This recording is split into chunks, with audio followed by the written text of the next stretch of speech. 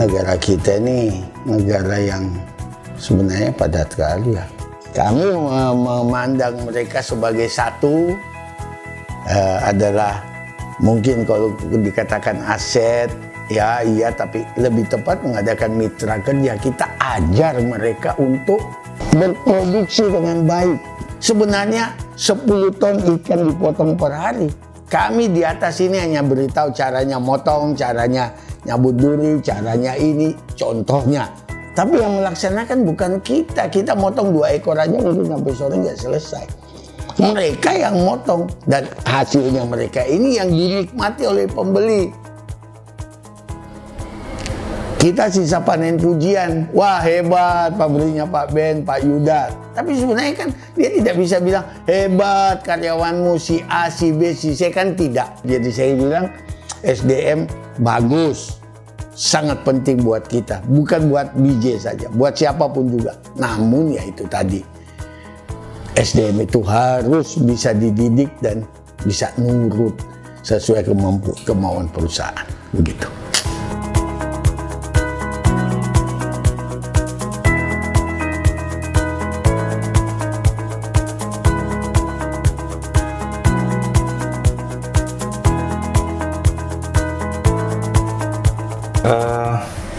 SDM itu sudah mungkin semua perusahaan ya, SDM adalah aset utama sebenarnya. Jadi untuk perusahaan bisa berkembang menjadi besar dan memperluas, kalau saya bilangnya perusahaan itu kan punya zona nyaman pastinya.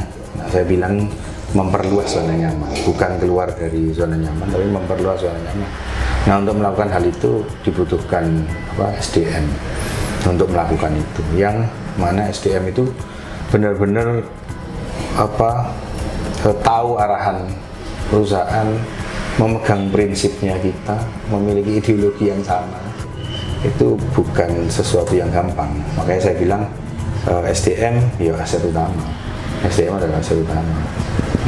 Kita lebih banyak memandang SDM kita, karyawan-karyawan kita itu sebagai teman seperjuangan ya, kayak partner kerja gitu, karena akan menjalani satu misi yang sama, seperti itu.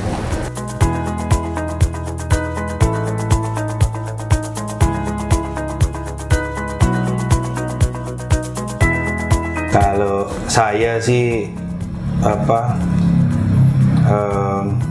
tetap mengacu di teknologi ya, karena kondisi kita sekarang, waktu kita hidup ini kan teknologi itu keluar dengan begitu cepat. Artinya jika ditanya dalam berproduksi kemudian kita lari ke mekanisasi, ya tentunya kita juga akan berpikir ke arah sana. Tapi apakah itu berarti lari ke mengurangi ataupun memotong mitra kita ya, atau rekan kerja, rekan seperjuangan kita, ya enggak juga.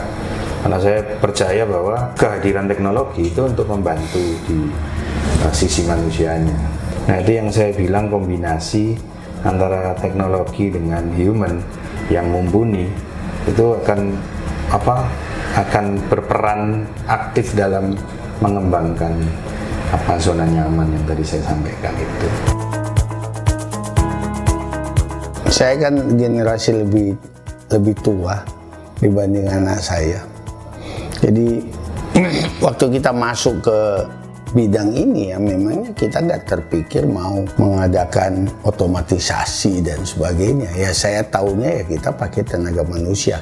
Oleh karena itu saya ingin tenaga manusia yang terdidik. Manusia ini kita yang membina. Jadi kita memanfaatkan sekali lagi bonus demografi itu, tapi bukan asal-asalan. Kita memanfaatkan bonus demografi itu menjadi tenaga yang skillful, yang punya kemampuan. Kita bekerja, oleh karena itu BJ Seafood sekarang atau BJBR juga sekarang tetap eksis. Kenapa? Karena kita mengejar kesempurnaan. Walaupun sempurna itu kan bukan milik manusia, tapi kita mengejar ke arah sana sehingga no room to make any mistakes. Sehingga semua orang mengatakan, saya kalau ke sana tingkat kepuasan berapa ya? Taruhlah bukan 190 kan, 95 kan. Produk kita juga begitu. Jadi saya kira tidak ada alasan untuk mengatakan. Dan mungkin saya koreksi, bukan tradisional dengan modern, sebab proses pengolahan ini ya itu aja dari dulu ya begitu sampai sekarang ya begini, nggak ada yang kayak sesuatu, nggak ada. Jadi saya katakan ya proses pengolahan itu sangat simpel, anybody can do it. Masalahnya seberapa jauh dia concern terhadap proses dan produk akhirnya. Mungkin kami lebih concern sehingga pembeli kami lebih suka.